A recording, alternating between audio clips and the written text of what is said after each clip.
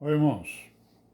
Vamos continuar aí, né, com a meditação aí do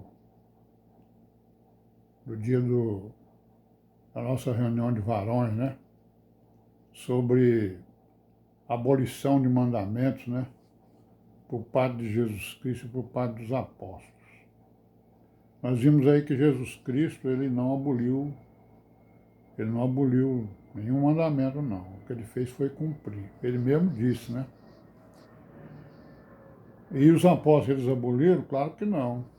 Não aboliram o mandamento. Pelo contrário, eles fizeram foi ensinar exatamente a doutrina da graça, né, que engloba uma parte da lei de Moisés, que é aquela parte da lei moral e ética, né, que são os mandamentos eternos, e as realidades das sombras das ordenanças da lei. Então, dizer que o Senhor Jesus aboliu, ou que os apóstolos aboliram, isso não é verdade, não houve abolição. O que houve foi aperfeiçoamento. Ou seja, a graça é uma aliança que aperfeiçoa a aliança dos hebreus, né? A aliança do Velho Testamento, ou da lei de Moisés. Então a lei de Moisés, ela foi feita com os hebreus, certo? Mas se alguma outra nação, alguma outra pessoa quisesse, né, se submeter à lei de Moisés, ele não era proibido, não. Ele era incorporado, né, como alguém que se beneficiasse, que se beneficiaria, né, ou que se beneficiou da lei, como nós temos vários exemplos, né, importantes. Exemplos importantes, mas tem vários outros exemplos que não foram citados. Né? Nós podemos citar, por exemplo, Ruth, né? Podemos citar é, como é o nome da. Eu me esqueci aqui do nome da mulher lá de Jericó, né? Me esqueci o nome, ela era uma gentia, né? Então, vários gentios aderiram à lei de Moisés, poderiam aderir, não tinha problema nenhum. Está até escrito isso em algum lugar aí que depois nós podemos ver. Mas como nós estamos tratando de outra coisa aqui, não vamos, né, entrar nesse detalhe. Então, irmãos, olha, eu vou pegar aqui um texto, né, que eu já citei parte dele aí nos vídeos anteriores, e nós vamos ler o texto aqui, e aí eu, no final, vou fazer uma pergunta. O texto aqui é em Deuteronômio, capítulo 18, o versículo 9 até o 14. Está escrito assim, ó.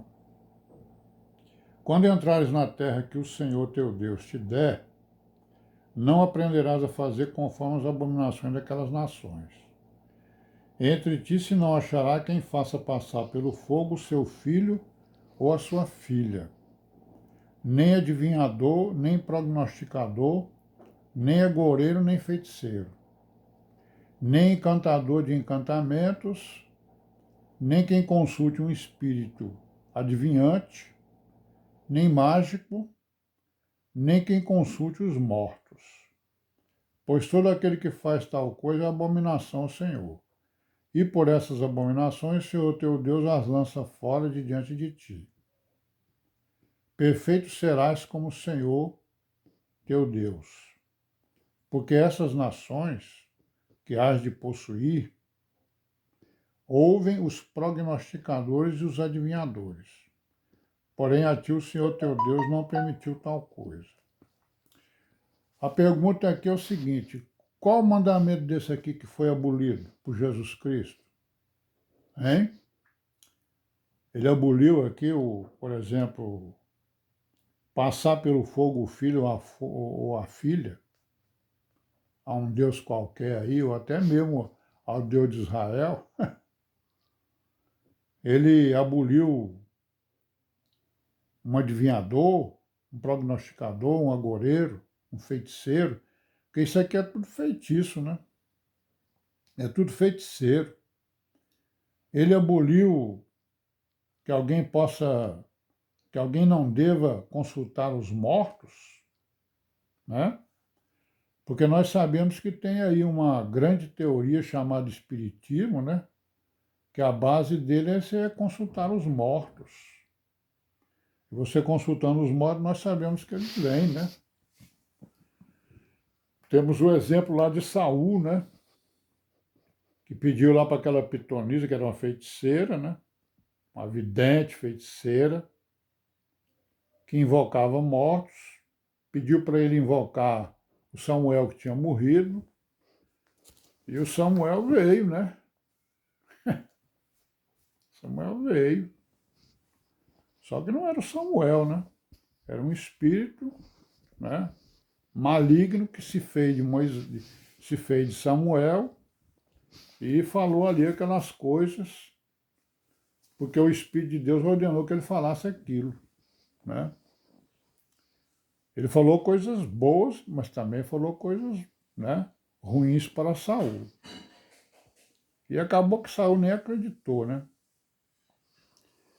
Irmãos, e aí é o seguinte, vamos aqui ver em Gálatas, no capítulo 5, quando ele fala aqui das obras da carne, né? No capítulo 5, versículo 19, né,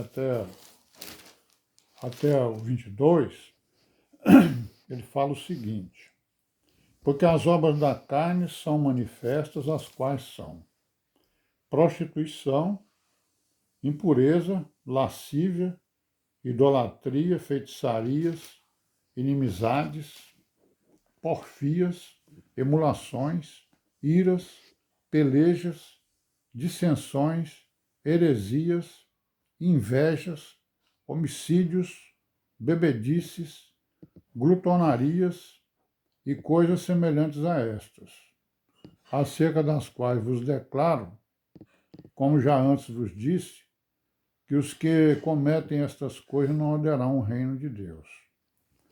Então, ó, essas obras da carne aqui, tem alguma aqui que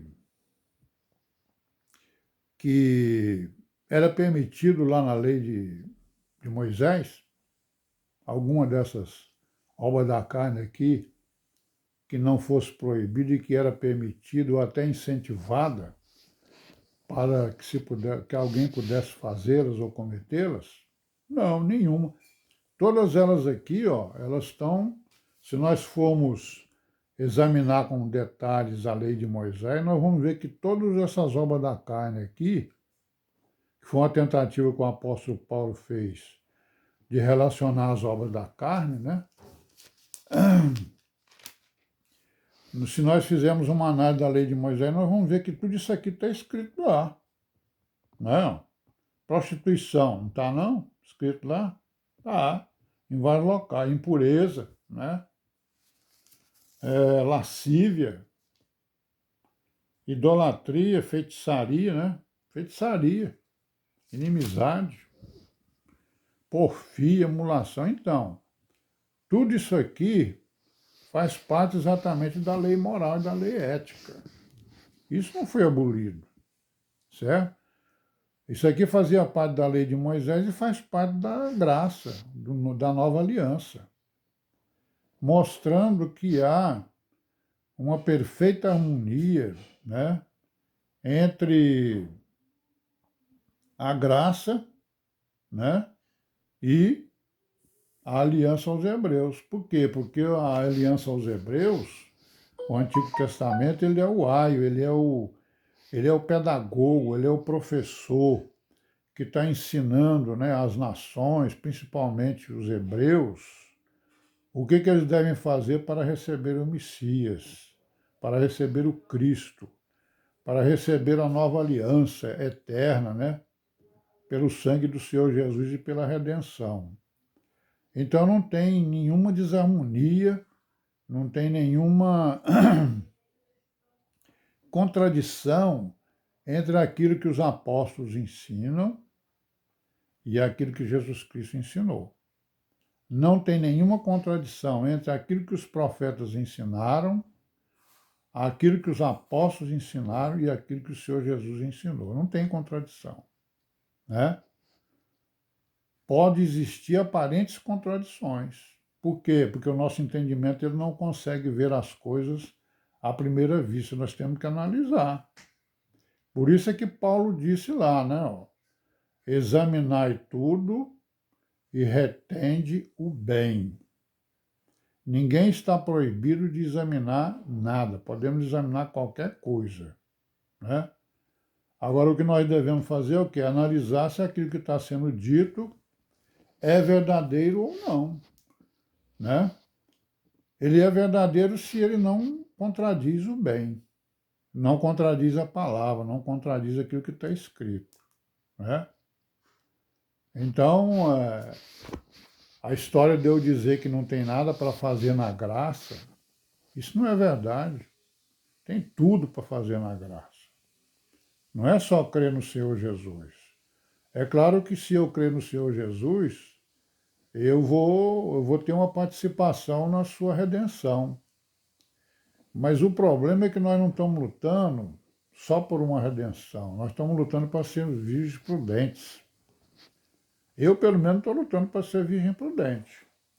Então, a virgem prudente, a justiça da virgem prudente tem que ser maior do que a dos escribas e fariseus, porque eles tinham o zelo de Deus, mas não tinham entendimento, certo?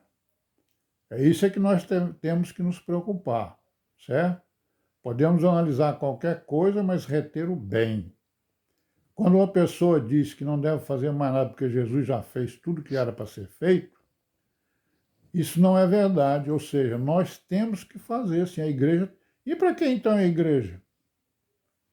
Com isso eu estou negando a igreja está aqui para quê? A congregação do Senhor Jesus está aqui para dar testemunho do seu sacrifício, da sua igreja, dos seus mandamentos e do seu evangelho.